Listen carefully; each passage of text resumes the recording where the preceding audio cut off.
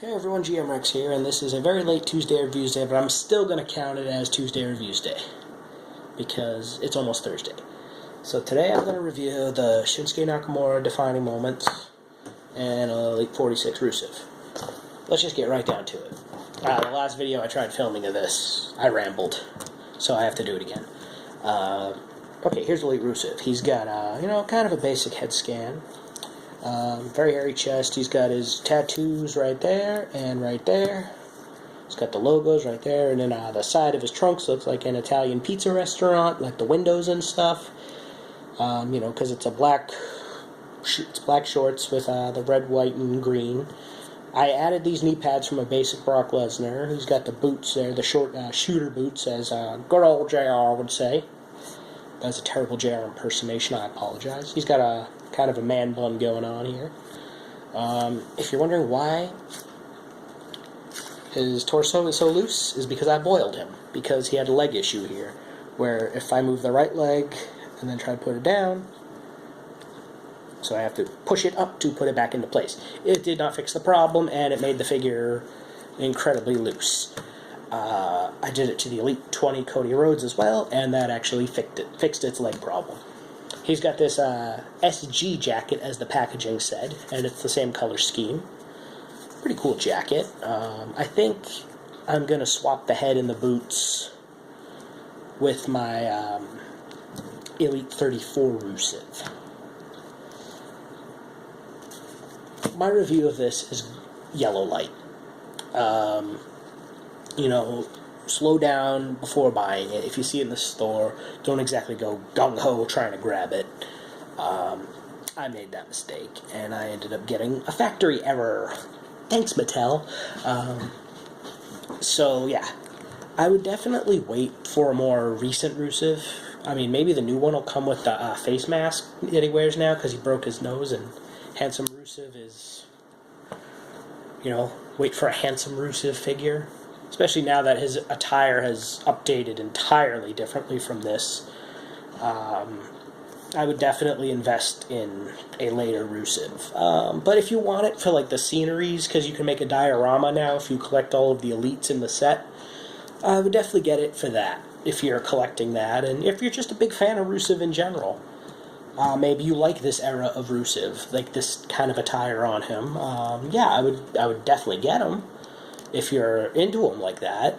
But, he's Rusev, and he doesn't really get many Elite figures. He's got the Walmart one, he's got Elite 34, and then he's got this one. I think what I'm actually going to do is replace the, I want to try to find the Walmart one, the Then Now Forever, because I hate the head scan on that. I loved everything else about it, but I think I'm going to switch the head, switch the boots, throw on the knee pads, and then just make a crappy little Rusev out of the other parts, and just, I don't know. So, let's get to the King of Strong Style, Shinsuke Nakamura. Ow! Sorry, I just love this figure. This is probably up there with the ringside Shawn Michaels for me. So back here, it's a Defining Moments package. You can see the packaging here is really nice, too. It's got, the leather red with, the studs. It says, on April 1st, 2016, Shinsuke Nakamura was introduced to the WWE Universe when he made his debut at NXT TakeOver Dallas. There was no April Fool's Day prank involved, as this newcomer defeated former NXT champion Sami Zayn in a classic encounter. While it's still early in Nakamura's WWE career, he has already proven his talent and worth with an impressive track record that will no doubt continue building him a massive fan base. Oh, most definitely. So he comes with this little vest here that's kind of glossy, which is a really nice touch to it. And then he's got this black leather vest with really cool shoulder pads and awesome gold studs going around the collar and on the front. It's just really nice. I prefer this to this.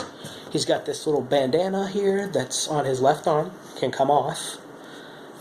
He's got red wristbands with silver studs on them. The belt is red with silver studs. The pants are leather.